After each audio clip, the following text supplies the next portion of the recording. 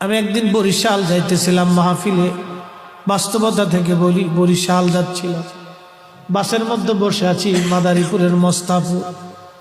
এমন সময় একজন ভদ্রলোক ভিক্ষা করার জন্য উঠছে, ইংরেজিতে ভিক্ষা চায় সবার কাছে।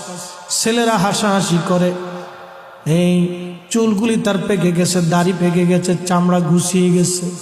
আমি চিন্তা করলাম ব্যাপার কি, শিক্ষিত মানুষ ইংরেজিতে টকিং করে আবার ভিক্ষা চায়।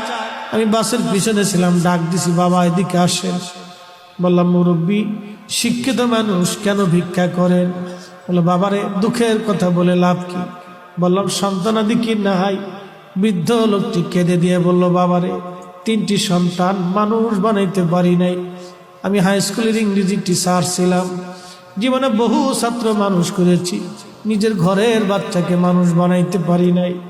বাবা 3টি সন্তানকে আমার সম্পদ থেকে প্রতিষ্ঠিত করেছি। ছোট ছেলের বাড়ি গেলে বৌমার ছেলের মধ্যে ঝগড়া হয়, কিছুদিন পরে ছেলেটা বলে, বাবা মেজর বাড়ি যাও।